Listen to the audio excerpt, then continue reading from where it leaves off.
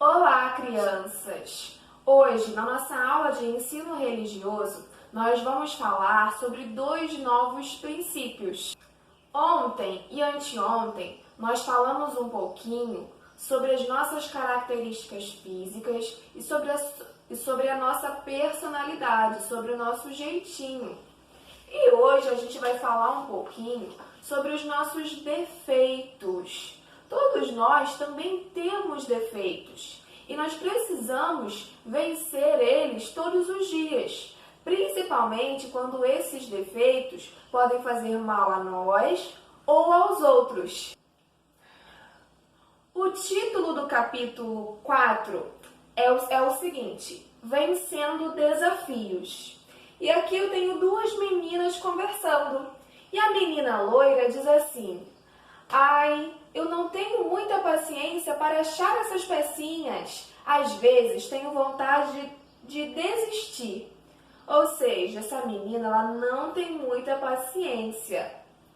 E a outra menina responde: Eu tenho muita paciência. Difícil para mim é perder no jogo. Ou seja, essa menina até tem paciência, mas ela não sabe perder. Ou seja, todos nós temos coisas em nós que não são tão legais. Às vezes, essas coisas, esses defeitos, são diferentes dos defeitos dos meus amigos.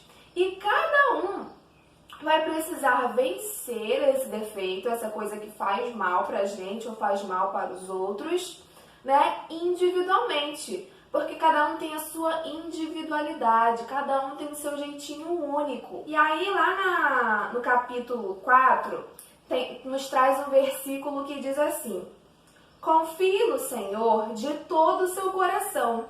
Nunca pense que a sua própria capacidade é suficiente para vencer os problemas. Provérbios, capítulo 3, versículo 5. Ou seja, todos nós temos problemas, mas a gente não pode achar que nós, sozinhos, podemos vencer esses problemas. Nós precisamos de ajuda, principalmente da ajuda de Deus.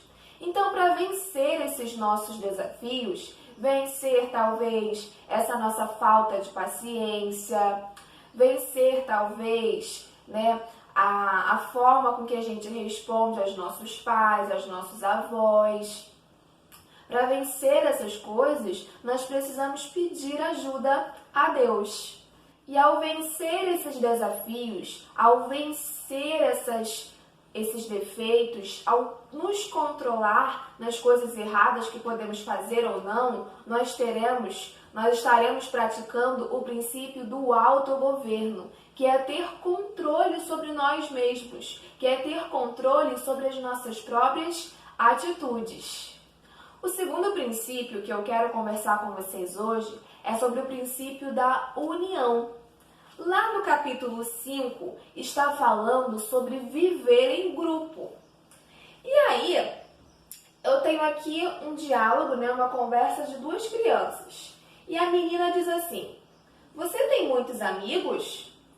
E aí o menino responde: Participo de vários grupos, família, escola, esporte, igreja. Por isso eu tenho muitos amigos. E aí a menina diz: Eu também, mas minha família em primeiro lugar, né? E aí o menino responde: Claro, é o nosso primeiro grupo. Ou seja, todos nós vivemos em grupo. Em grupos, na verdade. Nós temos o grupo da igreja, o grupo da nossa família, o grupo da escola, o grupo de uma atividade física, se vocês praticam alguma atividade física.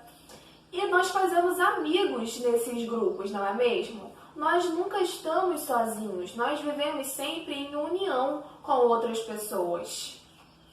E aí o capítulo 34 traz um versículo que diz assim: Andarão dois juntos se não houver entre eles acordo?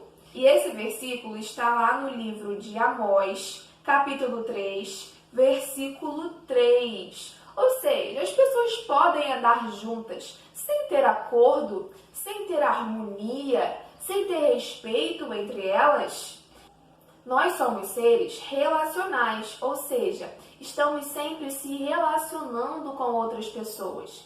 E já que nós somos seres relacionais e vivemos sempre em grupo, nós precisamos promover a união nesse grupo. Precisamos respeitar uns aos outros, cuidar uns dos outros, entender uns dos outros. Porque, como diz aqui no versículo, não pode andar pessoas juntas sem acordo entre elas. Não podemos ter um grupo onde só há brigas, onde só há discussões, não é mesmo? E agora, nós vamos fazer atividades do nosso livro. E nós vamos falar um pouquinho sobre como nós podemos vencer os nossos desafios, vencer os nossos defeitos, vencer as coisas que costumamos fazer e que não agradam a Deus.